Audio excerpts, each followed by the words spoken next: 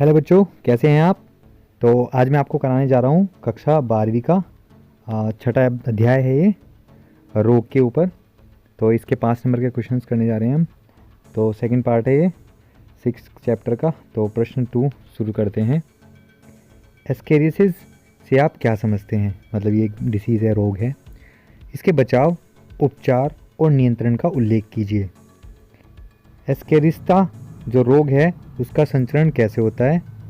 एस्केरिसिस के बारे में बताइए। तो शुरू करते हैं। यह रोग मनुष्य की जो आंत होता है उसमें रहने वाले परजीवी एस्केरिस लुम्ब्रिकाइड्स जो हैं, एस्केरिस जो लुम्ब्रिकाइड्स है उसके नाम का एक गोल कृमि यानी कीड़ा होता है जो संक्रमित भोजन होता है उसके साथ इस परजीवी क्या है, अंडे जो है मनुष्य की आंत में पहुंच जाते हैं खाने के साथ। तो आंत में पहुंचने के बाद क्या होता है, इसका जो लार्वा होता है वो छेद करके हृदय, फेफड़े, यकृत यानी लीवर को संक्रमित करता है। और यह परजीवी जो है हमारी आँख में पचे हुए भोजन पर निर्भर करता है। हमारी आंत में पचा हुआ जो भोजन होता है उस पर निर्भर करता है, उसी को वो खाता है। और आंत में इसकी जो संख्या होती है 5 से 50,000 तक हो सकती है। लक्षण व रोग जनकता, सिम्टम्स एंड पैथोजेनेसिटी। मतलब इस रोग के जो मुख्य लक्षण क्या हैं? एक तो पेट में दर्द होता है, उल्टियाँ आती हैं, अपेंडिसाइट्स जो होते हैं, और अतिसार डायरिया हो सकता है, गैस्ट्रिक अल्सर हो सकता है, सन्निट जो है डिलीरियम, ये कुछ सिम्टम्स हैं। घबराहट होती है, ऐंठन होती है, कॉन्वल्सन जो है वो होता है। परपोसी की जो आंत होती है उसमें इस परजीवी के होने का कोई विशेष नुकसान नहीं होता। आंत में जो परपोसी है उसकी आंत में इस परजीवी के होने का कोई विशेष नुकसान नहीं होता, किंतु जो संक्रमित बालक होता है वो कुपोषण का शिकार हो सकता है, क्योंकि उसको खाना मिलेगा नहीं, पचा हुआ खाना ये खा जाएगा तो वो कमज़ोर हो जाते हैं। इसकी वृद्धि मंद हो जाती है, स्लो हो जाती है। और जो रोगी होता है उसको हमेशा वमन, उल्टी की इच्छा बनी रहती है, जिससे क्या है, मन व जो मस्तिष्क है वो बेचैन रहता है। और आंत में एस्केरिसिस जो है उसकी संख्या अधिक होने पर पेट दर्द, भूखने लगना, अनिंद्रा, दस्त, उल्टी आदि लक्षण जो है वो विकसित हो जाते हैं। एस्केरिसिस जो है उसके द्वारा जो रोगी होता है उसका उंडुक जो अपेंडिज है वो रुक जाता है, अवरुद्ध हो जाता है। और जिससे क्या है, उदरशूल जो कोलिक जो पेन है वो, और उंडुक जो पुष्पशोथ है, अपेंडिसाइट्स जो है उसमें कमी आ जाती है, विकार हो जाते हैं। और जो रोगी होता है उसकी पित्तनली जो होती है, अग्न्यशय जो नाल होती है आदि में एस्केरिस के फंस जाने पर स्थिति थोड़ी गंभीर, मतलब बहुत गंभीर हो जाती है। और एस्केरिसिस जो रोग है उसके शरीर में घूमता रहता है, और जिससे क्या है, फेफड़े, आंत की दीवारें व रक्त कोशिकाएं घायल हो जाती हैं, और है जिससे रक्तस्राव प्रारंभ हो जाता है, खून बहने लग जाता है, जिसके फलस्वरूप जो रोगी होता है दुर्गलभ हो जाता है, उसमें सूजन आ जाती है, ऐंठन आ जाती है आदि का वो शिकार हो जाता है। और जो शिशु होता है वो एस्केरिस जो विपथगामी होता है, भ्रमण द्वारा रोगी के मस्तिष्क में, वृक्क में, किडनी में, नेत्र में, मेरुदंड में आदि में प्रवेश कर जाता है, जिससे इन अंगों को बहुत हानि पहुंचती है। इसकी रोकथाम कैसे हो, कंट्रोल कैसे हो? तो अपने आसपास के जो वातावरण है उसको स्वच्छ रखना चाहिए। मलमूत्र जो है वो खुले विसर्जन नहीं करना चाहिए।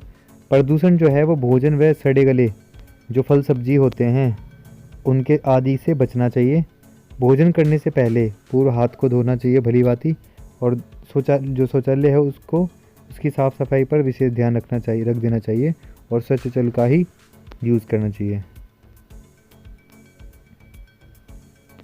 प्रयोग करना चाहिए आदि। इन रोग की जो रोकथाम है उसके प्रमुख उपाय हैं। और रोग जो है होने पर इस परजीवी को मारने के लिए पाइपराजिन सिट्रेट जो है वो एक दवाई है। पाइपराजिन फॉस्फेट जो है औषधियों का प्रयोग किया जाता है। और इसके अलावा इसके अतिरिक्त मिबेंडाजोल जो है, पायरांटल, पामोएट और पामेओएट जो है, एल्बेंडाजोल औषधि भी इस प्रकार के जो इलाज है उसमें प्रयुक्त की जाती है, यूज़ की जाती है। निदान एवं चिकित्सा, चेक करना या डायग्नोसिस करना और थेरेपी देना। तो एस्केरिस जो रोग है उसके संक्रमण की जो पहचान है वो रोगी के मल में इसके अंडों की उपस्थिति से होती है।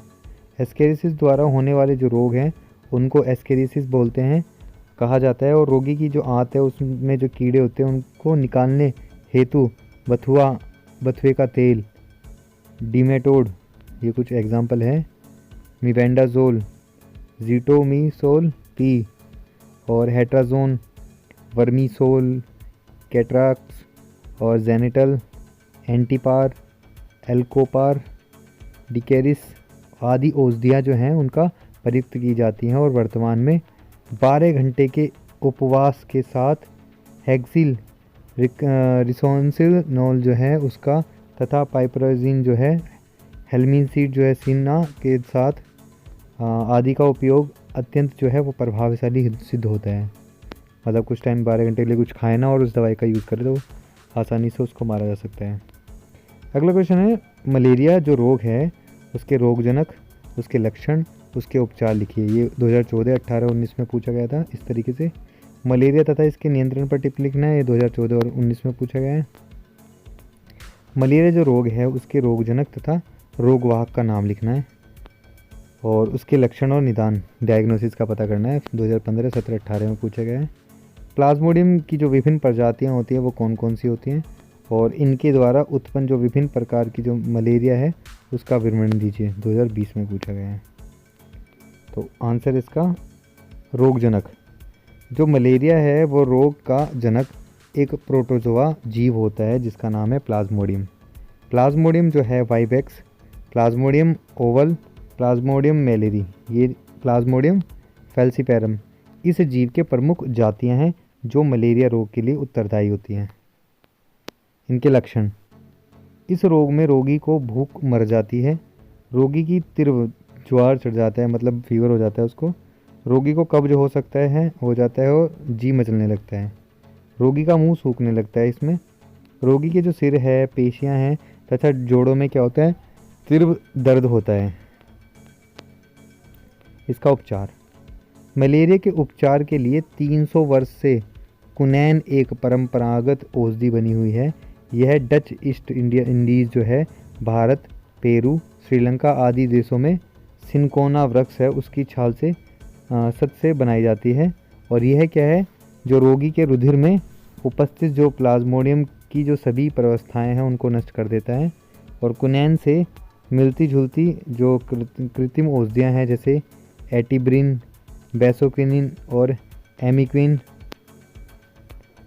मेलोसाइड, मेलुब्रिन, निवाक्विन, रेसोचिन, कामोक्विन, क्लोरोक्विन आदि जो है आजकल प्रचलित हैं, यह यूज़ की जाती हैं।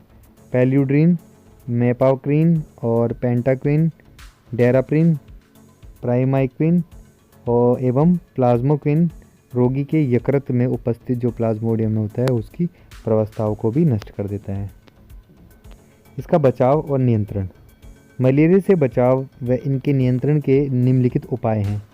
तालाब व गड्ढों में पानी जमा नहीं रहने देना चाहिए। आगे है घरेलू जो कूलर है आदि में भी पानी की सफाई 2 या 3 दिन के उपरांत करनी चाहिए। नाली व अन्य जो पानी जमा होने वाले जो स्थान है वहाँ पर मच्छरों का जनन रोकने हेतु मिट्टी का तेल डाल देना चाहिए। मच्छर के जो लार्वा है उसको खाने वाली मछलियों को तथा बतखों को पानी में छोड़ देते हैं तथा यूट्रिकुलेरिया जैसे पादप हैं उनको पानी में उगाते हैं ताकि मच्छर ना हो। मच्छर के जो जनन स्थान है उसको नष्ट कर देना चाहिए तथा नलिकाओं को खुला नहीं छोड़ना चाहिए। DDT, BHC आदि का जो प्रयोग है वो मच्छर नष्ट करने हेतु करना चाहिए, परंतु इन दोनों का जो प्रयोग है वो भारत में प्रतिबंधित है, मतलब अलाउड नहीं है यूज़ करना। क्लोरोक्विन, प्राइमोक्विन, डाराप्रिम और दवाइयों का जो प्रयोग है वो रोगी को स्वस्थ करने में सहायक होता है। मच्छरों को दूर भगाने हेतु ऑल आउट तेल व क्रीम तथा मच्छरदानी का प्रयोग करना चाहिए। अगला क्वेश्चन है, क्वेश्चन नंबर 4 है, निम्न पर टिप्पणी लिखिए।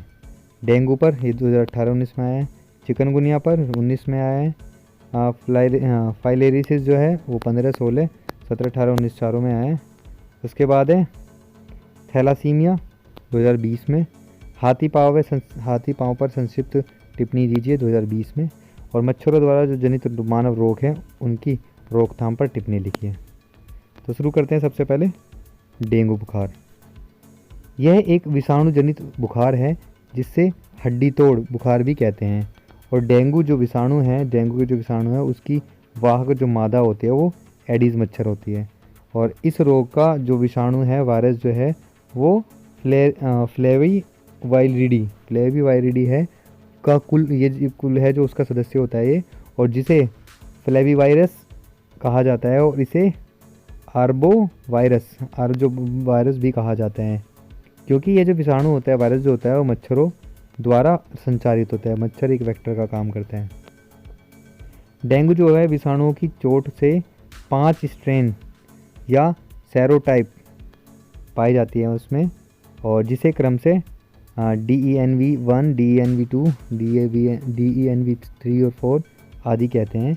यदि किसी व्यक्ति में इसमें से किसी भी एक स्ट्रेन है वो एक प्रकार का जो है वो संक्रमण हो जाता है तो उसे डेंगू बुखार हो जाता है, तथा व्यक्ति इस स्ट्रेन के लिए जीवन पर्यंत प्रतिरक्षा विकसित कर लेता है। एक बार अगर इसको होता है तो जीवित कर लेता है उसके प्रति रक्षा, किंतु दूसरे अन्य जो स्ट्रेन होते हैं उसके प्रति प्रतिरक्षा न होने के कारण उनके द्वारा जो संक्रमण है उसका खतरा बना रहता है। मादा एडीज दिन में मुख्यतः प्रातः सुबह के टाइम और शाम के टाइम मनुष्य को काटती है, और मनुष्य डेंगू जो होता है वो विषाणु का पहला जो पोषक यानी होस्ट होता है, तथा मादा मच्छर इसका दूसरा होस्ट होता है।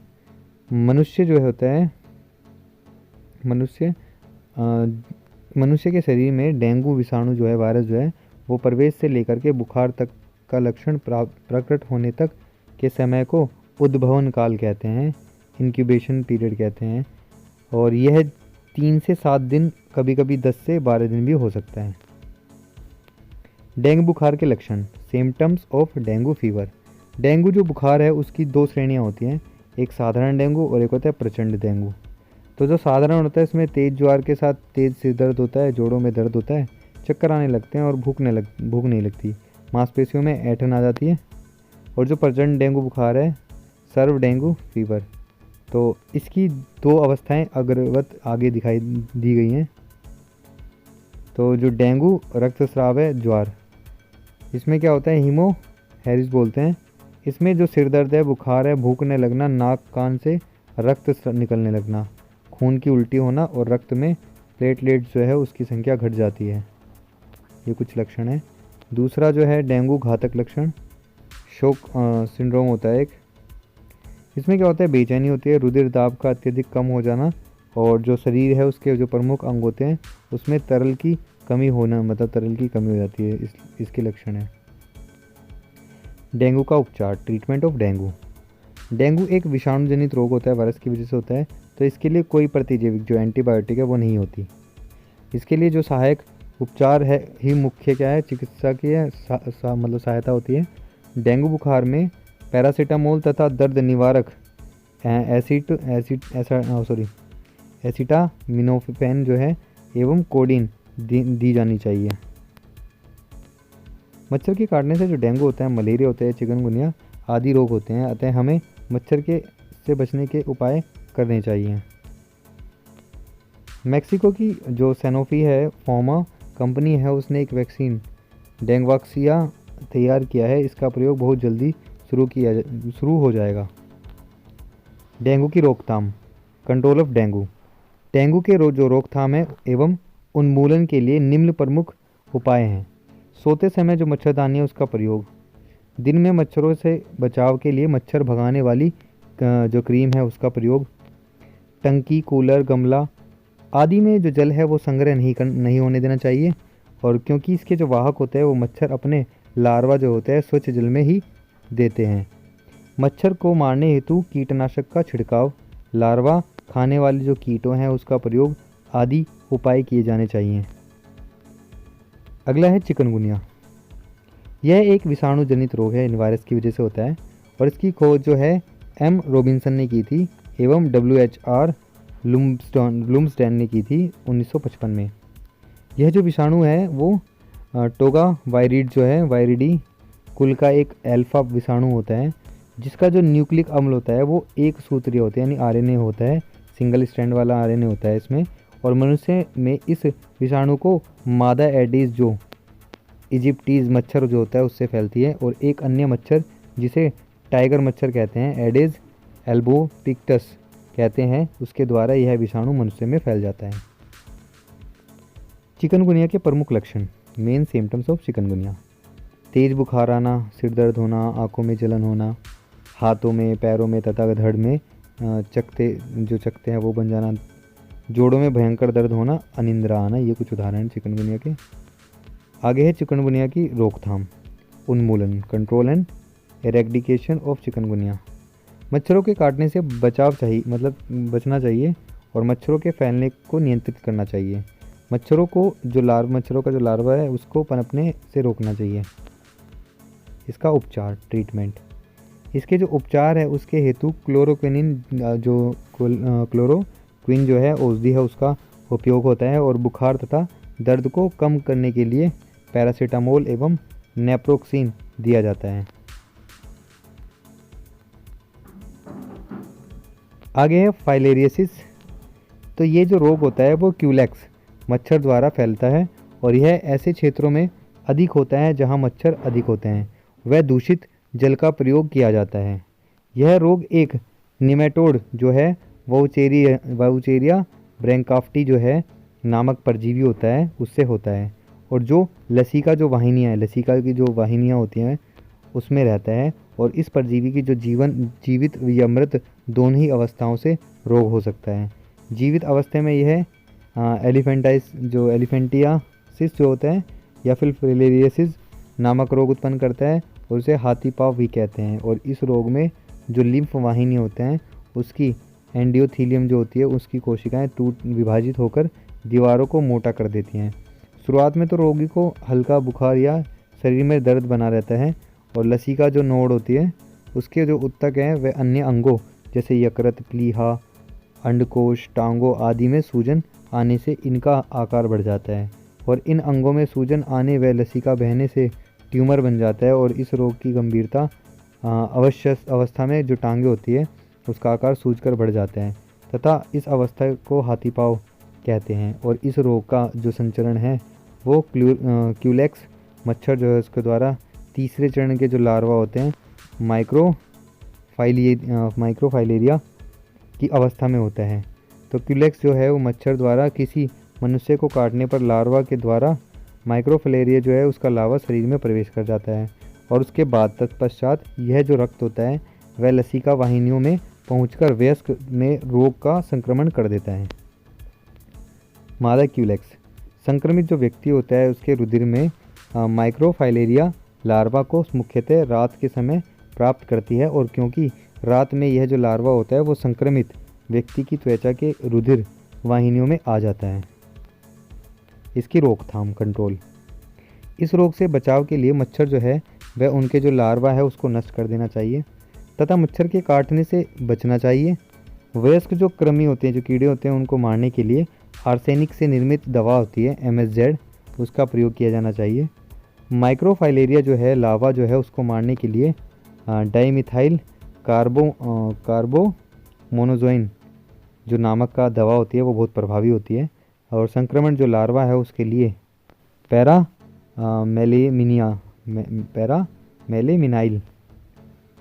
या फिर फिनाइल स्टिबोनेट का प्रयोग किया जाता है। और फाइलेरिया को पूर्ण रूप से समाप्त करने के लिए फाइलेरियसिस जो है उस रोग की सूचना प्राप्त करने हेतु सरकार ने राष्ट्रीय फाइलेरिया जो नियंत्रण कार्यक्रम नेशनल फाइलेरिया कंट्रोल प्रोग्राम चलाया है। आगे है थैलासीमिया। यह बच्चों को माता पिता से आनुवंशिक तौर पर मिलने वाला एक रक्त रोग होता है, और इस रोग के होने पर शरीर की जो हीमोग्लोबिन है उसका निर्माण प्रक्रिया में अनियमितता हो जाती है, जिसके कारण जो रक्त छीनता है उसके लक्षण प्रकट होने लगते हैं, और इसकी पहचान 3 माह की आयु के बाद ही होते हैं। इस रोग का जो फिलहाल है कोई इलाज नहीं है, और हीमोग्लोबिन 2 तरह के प्रोटीन से बनता है, अल्फा ग्लोबिन तथा बीटा ग्लोबिन। तो जो थैलासीमिया है इन प्रोटीन में ग्लोबिन निर्माण की प्रक्रिया में अनियमितता होने से जिसके फलस्वरूप लाल जो रक्त कोशिकाएं होती है वो तेज़ी से नष्ट हो जाती हैं, और रक्त की भारी कमी होने के कारण रोगी के शरीर में बार बार रक्त चढ़ाना चढ़ाना पड़ता है, और रक्त की जो कमी होती है उससे हीमोग्लोबिन नहीं बन पाता, और बार बार रक्त चढ़ाने के कारण रोगी के शरीर में अतिरिक्त लोहा तत्व जमा हो जाता है जो हृदय, यकृत और फेफड़ों में पहुंचकर प्राणघातक, प्राण लेने वाला सिद्ध होता है।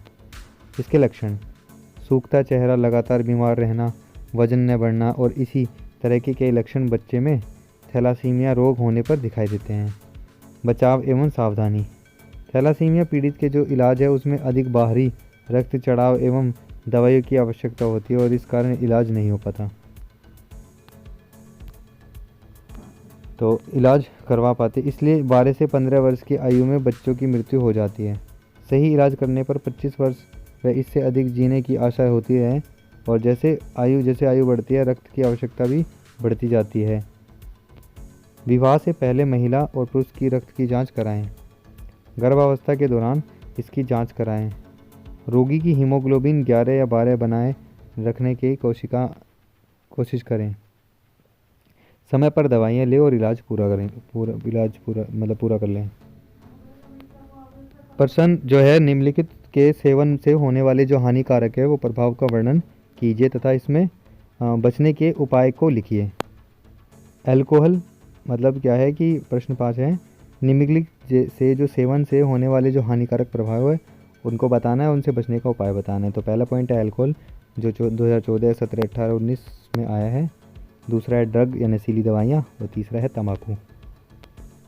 व्यसन से आप क्या समझते हैं और प्रमुख नशीले जो पदार्थ हैं उसका नाम एवं उनके प्रभावों का वर्णन कीजिए, 2020 में पूछा गया है। तो चलिए शुरू करते हैं। अल्कोहल क्या है? शराब है, और उसका सेवन करने से शरीर पर निम्नलिखित प्रमुख दुष्प्रभाव होते हैं। शराब के प्रभाव से जो तंत्रिका तंत्र होता है, विशेष करके केंद्रीय तंत्रिका तंत्र कमज़ोर हो जाता है, दुर्लभ हो जाता है, जिससे आत्मा का जो नियंत्रण होता है वो समाप्त हो जाता है, और मस्तिष्क क्या होता है? कमज़ोर होता है। स्मरण शक्ति छिन जाती है और विचार शक्ति लुप्त होने लगती है। अच्छे बुरा का ज्ञान समाप्त हो जाता है और एकाग्रता की कमी आ जाती है। लक्षण उत्पन्न होते हैं और बाद में ऐसा व्यक्ति अपना आत्मसंयम अथवा आत्मसम्मान खो देता है। शराब में अल्कोहल होता है और जो कोशिकाओं से जल तथा शरीर की आंतरिक ग्रंथियों से होने वाली जो स्रावण है उसको तेजी से अवशोषित करता है, और परिणाम स्वरूप पहले तो यकृत का सिकुड़ जाता है, छोटा हो जाता है, और इसके बाद उसका आकार सामान्य से अधिक हो जाता है, जिससे उसकी जो प्राकृतिक क्रियाएं हैं, क्रियाशीलता वो नष्ट हो जाती हैं। पाचन तंत्र तथा श्वसन तंत्र में अनेक विकृतियाँ उत्पन्न हो जाती हैं और शरीर की पोषण उचित न होने के कारण दुर्लभताएं और अधिक बढ़ जाती हैं। अल्कोहल अमाशय तथा आंतों की श्लेष्म में जो झिल्ली होती है उसको हानि पहुंचाता है।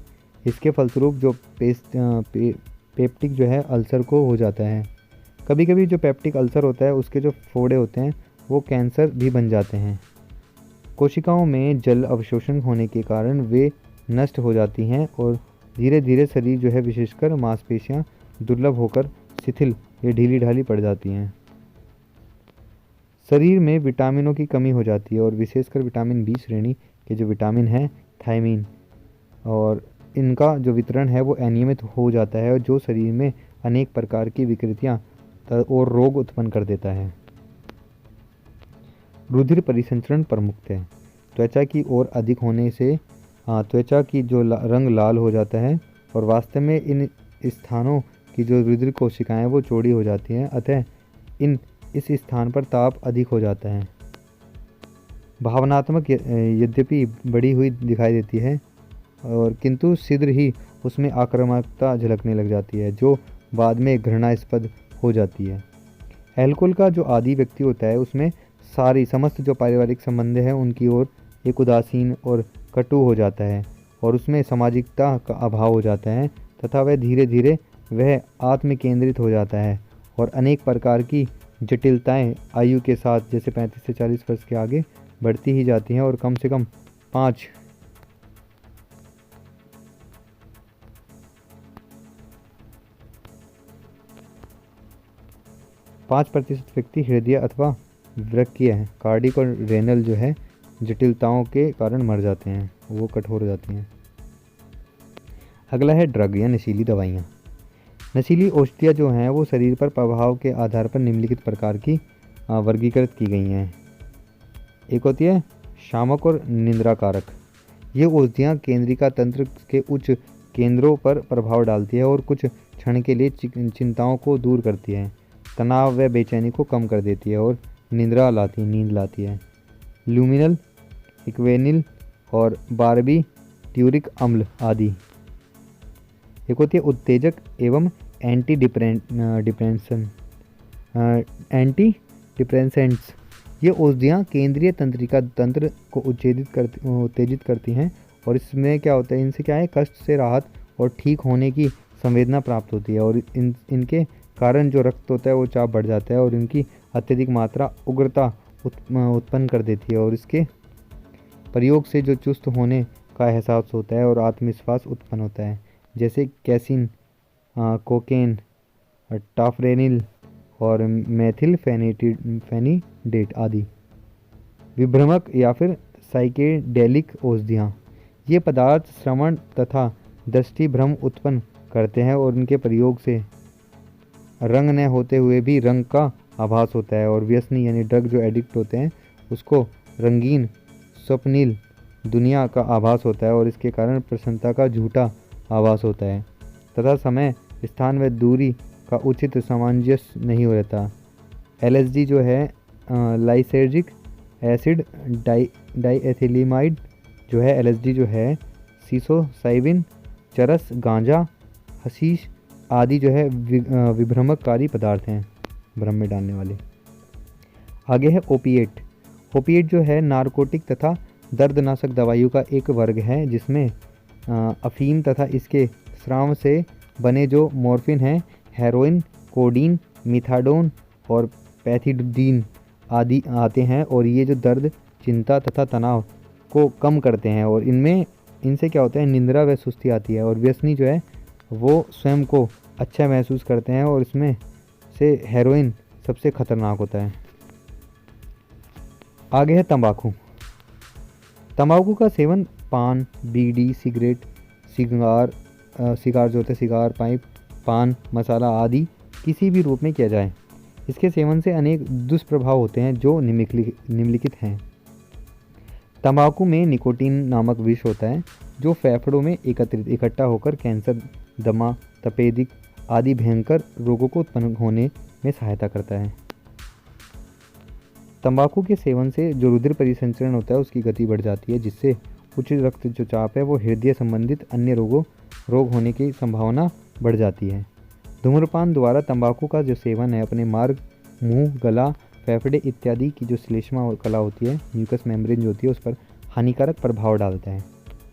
इससे क्या होता है, कैंसर जैसा भयंकर रोग होने की संभावना हो जाती है। श्लेष्मा कला प्रभावित होकर अत्यधिक मात्रा में श्लेष्मक जो है, म्यूकस जो है वो स्रावित करती है और जिससे जो खांसी होती है, कफ जो होता है और उसके बाद में रोगाणुओं की रोकथाम की जो शक्ति होती है, रोग अवरोधक क्षमता कम हो जाती है। तो होने से दमा, तपेदिक जैसे संक्रमण रोग भी शरीर में आसानी से घर लेते हैं। मतलब तंबाकू के सेवन से जो पाचन शक्ति होती है कम हो जाती है और आमाशय और आंतों में सूजन आना, गैस अधिक बनना, कब्ज होना, भूख कम लगना, जी मिचलना और मुंह में से छाले होना आदि रोग उत्पन्न होते हैं। तंबाकू सेवन से मस्तिष्क में खुश्की आने से मस्तिष्क पर बुरा प्रभाव पड़ता है और अनिद्रा की स्थिति पैदा होती है। मानसिक शक्ति, विशेषकर विचार करने की जो क्षमता होती है तथा तार्किक जो क्षीण होता है हो जाता है। धूम्रपान आदि से मांसपेशियों की कार्यक्षमता पर विशेष प्रभाव पड़ता है। उनकी जो संकुचन शक्ति होती है वो कम होने से व्यक्ति की कार्यक्षमता भी प्रभावित होती है। धूम्रपान के कारण तंबाकू सेवन का प्रभाव आंखों पर भी पड़ता है और गर्भवती जो स्त्रियां हैं उसके लिए धूम्रपान करना विशेष हानिकारक होता है। इससे गर्भस्थ जो शिशु होता है उसके स्वास्थ्य पर भी बुरा प्रभाव पड़ता है। प्रौढ़ावस्था में धूम्रपान का जो प्रभाव है वो धीमा हो जाता है, किंतु यौवन अवस्था में यह अति तीव्र गति से प्रभावित करता है। धूम्रपान विशेष रूप से प्रदूषणकारी है और कहते हैं कि जो धूम्रपान करने वाले जो व्यक्ति हैं वो अधिक उसका पड़ोसी प्रभावित होता है, मतलब उसको साथ में बैठा हुआ। तो धूम्रपान जो है, स्मोकिंग जो है, अन्य प्रकार से तंबाकू सेवन तंत्रिका तंत्र पर बुरा प्रभाव डालता है। धूम्रपान एवं जो तंबाकू है उसके सेवन से अनेक हानियाँ होती है, इसलिए विश्व के सभी उन्नत जो देश हैं इसमें इसका सेवन न करने की निरंतर चेतावनी दी जाती है। सिगरेट एवं तंबाकू के जो प्रत्येक पैकेट है उस पर इस प्रकार के वैधानिक चेतावनियाँ भी अनिवार्य रूप से लिखी जाती हैं। भारत में वर्तमान समय में तंबाकू जो है तथा तंबाकू से बनी जो सभी वस्तुएं हैं उनके सार्वजनिक विज्ञापन पर पूर्णतः रोक लगी हुई है। रोकथाम एवं नियंत्रण। यौवन अवस्था में मानव को नशीले पदार्थ व अल्कोहल के सेवन से रोका जा सकता है, जिसमें ऐसे मानव जो नशीले पदार्थ ले रहे हैं उन्हें उचित शिक्षा व परामर्श देकर तथा योग्य मनोवैज्ञानिक की सहायता से लेकर नशीले पदार्थ एवं अल्कोहल के अति प्रयोग की रोकथाम व नियंत्रण किया जा सकता है। आगे है लास्ट, ये विश्व जो तंबाकू निषेध दिवस है वो 31 मई को मनाया जाता है। प्रश्न 6 जो लास्ट है 5 नंबर के क्वेश्चन में, कोरोना वायरस पर टिप्पणी लिखिए। कोरोना वायरस विषाणुओं का एक बड़ा समूह है जो मनुष्य के सामान्य जुकाम से लेकर श्वसन तंत्र की गंभीर समस्याओं तक पैदा कर सकता है।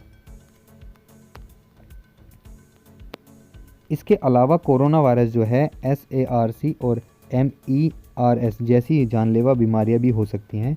इस वायरस का नाम इसके आकार के आधार पर रखा गया है। ये वायरस जानवरों और मनुष्य दोनों को ही एक साथ संक्रमित कर सकता है। दिसंबर 2019 में चीन के जो वुहान शहर है उसमें नोवेल कोरोना वायरस कोविड का पहला मामला जानकारी में आया। शोध या एक्सपेरिमेंट से सामने आया कि यह कोरोना वायरस सांपों से मनुष्य तक पहुंचा है और यह वायरस एनिमल्स से संबंधित है और मीट के होलसेल मार्केट, पोल्ट्री फार्म, सांप, चमगादड़ या फार्म एनिमल्स के जरिए मनुष्य में आया है। कोरोना वायरस इन्फेक्शन के लक्षण। कोरोना वायरस के कारण श्वसन तंत्र में हल्का इन्फेक्शन हो जाता है जैसे कि आमतौर पर कॉमन कोल्ड यानी सर्दी जुकाम में देखने को मिलता है। हालांकि इस बीमारी के लक्षण जो है वो बेहद कॉमन है और कोई व्यक्ति कोरोना वायरस से पीड़ित न हो तब भी उसमें ऐसे लक्षण दिख सकते हैं, जैसे नाक बहना, सिर से तेज दर्द, सूखी खांसी होना, गले से खराश आना, दर्द, थकान और उल्टी महसूस होना, सांस लेने में तकलीफ होना, निमोनिया तथा ब्रोंकाइटिस जो है आदि। कोरोना वायरस के फैलने से रोकना। तो इस जानलेवा जो कोरोना वायरस है उसको फैलने से रोकने के लिए ज़रूरी कदम उठाने की ज़रूरत है। WHO ने इस जानलेवा बीमारी को फैलने से रोकने के लिए कुछ गाइडलाइंस भी दिए हैं जो कि निम्न हैं। बीमार मरीज की सही तरीके से मॉनिटरिंग की जाए, चेक किया जाए उसका, और सांस से जुड़ी बीमारियों के लक्षण किसी में दिखे तो उससे दूर ही रहें। जिन देशों या जगहों पर इस बीमारी का प्रकोप फैला है वहाँ यात्रा करने से बचें। हाथों को अच्छी तरह से धोएं और हाथों की सफाई का पूरा ध्यान रखें। खांसते या छींकते समय अपने मुंह और नाक को अच्छी तरह से ढककर रखें और अपने हाथ और उंगलियों से आँख, नाक और मुंह को बार बार न छुएं। पब्लिक प्लेस या पब्लिक ट्रांसपोर्ट में कुछ भी न छुएं और किसी से हाथ मिलाने से बचें। कोरोना वायरस से मौत भी हो सकती है। हालांकि कोरोना वायरस की जो शुरुआत है वो सामान्य सर्दी जुकाम और निमोनिया जैसी होती है, लेकिन अगर केस गंभीर हो जाए तो इन्फेक्शन की वजह से सीवियर एक्यूट रेस्पिरेटरी जो सिंड्रोम है वो किडनी फेलियर या फिर मल्टीपल ऑर्गन फेलियर तक हो सकता है, जिसकी वजह से मौत हो सकती है। तो ये कंप्लीट हुए 5 नंबर के क्वेश्चन इस चैप्टर के। अगर आपको नहीं समझ में आया तो प्लीज़ कमेंट करें, और ये वीडियो अगर आपको अच्छी लगी तो प्लीज़ लाइक करें, शेयर करें, सब्सक्राइब करें और वेट करें मेरी नेक्स्ट वीडियो का जो बहुत जल्दी ही आने वाली है। तब तक के लिए बाय, धन्यवाद।